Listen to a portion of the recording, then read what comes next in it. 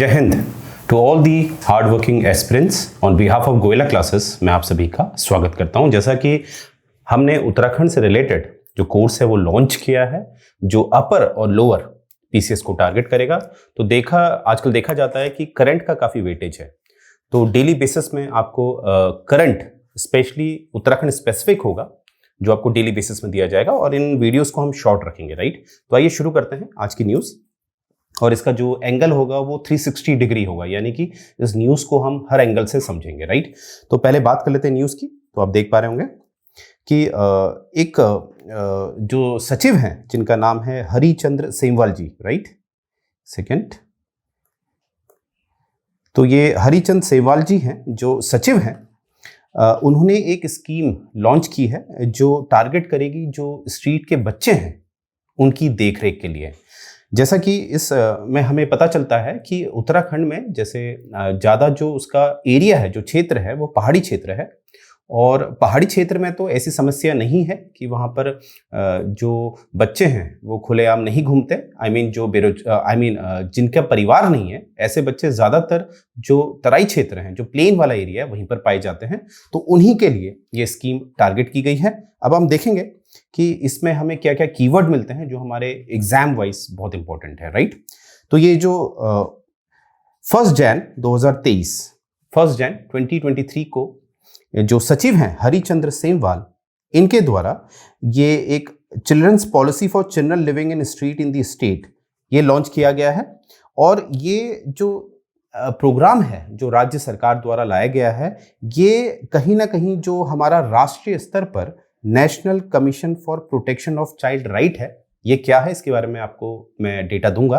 फिलहाल ये देखेंगे जो राष्ट्रीय स्तर का ये संस्थान जो है, इसके जो इसके द्वारा कुछ प्रारूप तैयार किया गया है, कुछ गाइडेंस तैयार की गई है, उसी के अकॉर्डिंग ये काम किया जा रहा है। राइट, अच्छा, थोड़ा हम देखेंगे कि एक जो डेटा है 2011 का, उसके हिसाब से जो कुछ उत्तराखंड के जो बच्चे हैं, जो ऐसे हैं जिनका परिवार नहीं है, वो क्या है कि 2011 सेंसस के हिसाब से लगभग 23,000 स्ट्रीट चिल्ड्रन उत्तराखंड में है। I repeat, 23,000 street children. और ऐसा राज्य जो केवल 53,483 स्क्वायर किलोमीटर में फैला है, 53,483 स्क्वायर किलोमीटर में फैला है, वहां पर इतनी बड़ी संख्या का होना ये एक चिंता का विषय है। राइट, तो आगे देखते हैं। अब ये जो बच्चों के लिए जो कार्य किया जा रहा है, इससे संबंधित कुछ संस्थान होते हैं, वो हमें देखने होते हैं, क्योंकि एग्जाम में पूछे जाते हैं कि ये संस्थान कब स्थापित हुए, किस अधिनियम द्वारा ये शक्तियां लेते हैं। राइट, तो यहां पर आपको दिख रहा होगा, अगर उत्तराखंड राज्य की बात करें तो Uttarakhand state commission for protection of child right, Uttarakhand state commission for protection of child right, USCPCR इसे कहा जाता है, ये स्थापित किया गया था। और इसका जो मेन काम है ये है जो इस तरह के जो स्ट्रीट चिल्ड्रंस होते हैं, इनका ये संरक्षण यानी कि प्रोटेक्शन करता है। राइट, इसके बारे में मैं आपको डेटा दूंगा। और एक दूसरा हमारा जो पॉइंट है वो है ICPS, ये है इंटीग्रेटेड चाइल्ड प्रोटेक्शन स्कीम। ये एक स्कीम है जो केंद्र सरकार की है। अब हम समझने की कोशिश करेंगे कि कैसे केंद्र की स्कीम और राज्य की स्कीम एक साथ काम करती है। आइए समझते हैं। पहले इसको देख लेते हैं वन बाय वन, जो इसकी कीवर्ड है। तो सबसे पहला हम देखेंगे कि जो national commission for protection of child right है, यानी कि यह राष्ट्रीय स्तर का है, इसके बारे में थोड़ा समझते हैं। ये स्थापित हुआ है, एस्टैब्लिश हुआ है मार्च 2007 में, 2007 में स्थापित हुआ है। और ये संस्थान जो है अपनी शक्तियां किस अधिनियम से लेता है, वो लेता है protection of child right act 2005। ये अधिनियम याद रखेंगे, 2005 द्वारा स्थापित क्या है, national commission for protection of child right.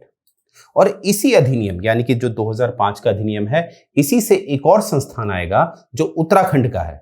तो हम यहां से क्या सीखें, एक ही अधिनियम द्वारा राष्ट्रीय स्तर का भी संस्थान बनाया गया है, जो कि है national commission for protection of child right. और इसी के द्वारा अभी उत्तराखंड वाला जो मैं आगे बताने वाला हूं, वो भी इसी अधिनियम से अपनी शक्तियां लेगा। आगे देखते हैं। तो जो आपका नेशनल कमीशन है, इसका जो कंपोजिशन है, एनसीपीआर का जो कंपोजिशन है, इसमें एक चेयरपर्सन होते हैं और इसमें 6 मेंबर्स होते हैं, और ये सभी के सभी जो हमारी केंद्र सरकार है, सेंट्रल गवर्नमेंट है, उसके द्वारा अपॉइंट या नियुक्त किए जाते हैं। ये बात याद रखेंगे। अभी जो वर्तमान में जो इसके चेयरपर्सन हैं, जो अध्यक्ष हैं, उसका नाम याद रखेंगे, प्रियंक कानूनगो। प्रियंक कानूनगो, जैसे कि आप राइट साइड दे पा रहे होंगे, तो एनसीपीसीआर के जो अध्यक्ष हैं वो हैं प्रियंक कानूनगो। ओके, अब इसका जुरिस्डिक्शन देख लेते हैं। ये जो संस्थान है, जो राष्ट्रीय स्तर का संस्थान है, इसका जुरिस्डिक्शन क्या होगा? तो राष्ट्रीय है तो पूरे राष्ट्र में ही होगा। तो ऑल ओवर इंडिया जितने भी इंडिया में ऐसे बच्चे हैं जो स्ट्रीट चिल्ड्रन हैं, उन पे ये कार्य कर सकता है। ये इसका जुरिस्डिक्शन है। आगे देखते हैं। दूसरा जो है संस्थान वो राज्य से संबंधित है, Uttarakhand state commission for protection of child right, जिसे हम USCPCR कहते हैं। ये भी अपनी जो शक्ति है वो 2005 के अधिनियम से लेता है, जैसे कि पहले मैंने आपको बताया था, आप अपने स्लाइड में देख सकते हैं, ये 2005 है, और ये भी उसी अधिनियम से अपनी शक्ति लेता है। जो पहला वाला है, जो राष्ट्रीय स्तर का है, वो स्थापित हुआ था 2007 में, और ये जो स्थापित हुआ है ये हुआ है 2011 पे। तो ये बात याद रखेंगे, राज्य का पहले स्थापित हो गया था, माफ कीजिएगा, केंद्र का पहले स्थापित हो गया था और राज्य का बाद में स्थापित हुआ। दोनों ने शक्ति एक ही अधिनियम से ली है, राइट। और इसका जो कमीशन, ये जो आयोग है, इसके जो अध्यक्ष हैं, इसे कौन नियुक्त करता है, अपॉइंट करता है? State government, right. केंद्र का केंद्र गवर्नमेंट और स्टेट का स्टेट गवर्नमेंट। ये बात याद रखेंगे। आगे बढ़ते हैं। एक है आपकी ICPS, जिसे मैंने कहा था इंटीग्रेटेड चाइल्ड प्रोटेक्शन स्कीम। ये देखिए, ये जो स्कीम है, इसको जारी किया है, स्पॉन्सर्ड इसे करता है केंद्र सरकार, गवर्नमेंट ऑफ इंडिया। तो ये स्कीम जो लॉन्च हुई है वो 2009 में हुई है, ये बात याद रखेंगे। और इसका जो भी खर्चा है वो केंद्र सरकार उठाती है। ओके, तो ये बात याद रखेंगे। और इसको जो ICPS है, जो इंटीग्रेटेड चाइल्ड प्रोटेक्शन स्कीम है, ये किस मंत्रालय के अंतर्गत आती है? Ministry of women and child development.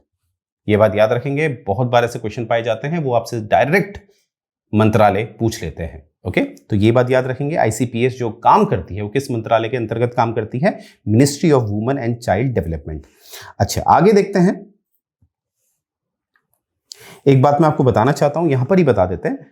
देखिए, ऐसा है, जैसे अगर मैं आर्टिकल 365 में जाऊं, जो हमारे संविधान का अनुच्छेद है 365, उसमें जाऊं तो उसमें साफ लिखा है कि जो राज्य हैं वो केंद्र के मार्गदर्शन द्वारा ही चलेंगे। केंद्र जो उनसे मार्गदर्शन केंद्र जो करेगा, राज्य उस हिसाब से करेंगे। अगर वो केंद्र का अनुपालन नहीं करेंगे तो कहीं ना कहीं केंद्र के पास ये शक्ति है, यानी कि राज्य अगर केंद्र का अनुपालन सही तरीके से नहीं करेगा तो केंद्र के पास ये शक्ति है कि वो आपातकाल घोषित कर सकता है। तो ये बातें कहाँ लिखी है? 365 में। अब ये बात मैंने यहाँ इसलिए ऐड करी है, देखिए, केंद्र में अगर कोई केंद्र ऐसे जो बच्चे हैं, जो स्ट्रीट चाइल्ड हैं, उनके लिए कुछ कार्य करता है और राज्य को कहता है कि आप इसमें काम करिए, योजना लाइए, और राज्य अगर ऐसे काम नहीं करते हैं, मना करते हैं, तो कहीं ना कहीं 365 का उपयोग केंद्र कर सकता है, राइट। तो देखिए, जस्ट करते हैं, मैंने आपको क्या बताया है कि हाल ही में जनवरी की न्यूज़ है इसी वर्ष कि एक जो हमारे सचिव हैं, उन्होंने एक जो स्ट्रीट चिल्ड्रन हैं उनके लिए एक योजना लागू करी है, एक प्रोग्राम बनाया है, जिसके तहत उनके लिए कार्य किया जाएगा। उसी से संबंधित हमने 2 संगठनों को देखा, एक राष्ट्रीय स्तर का था और एक राज्य स्तर का था, और वैसे ही हमने एक योजना देखी थी केंद्र की। तो इस तरह से आपने ये अपना डेटा तैयार करना है। तो इसी तरह प्रतिदिन डेली आपको एक शॉर्ट वीडियोस करंट से रिलेटेड मिलते रहेंगे, जिससे कि डेली हम इतना करंट करेंगे तो आपके एग्जाम तक आपके पास काफी डेटा आ चुका होगा। जय हिंद।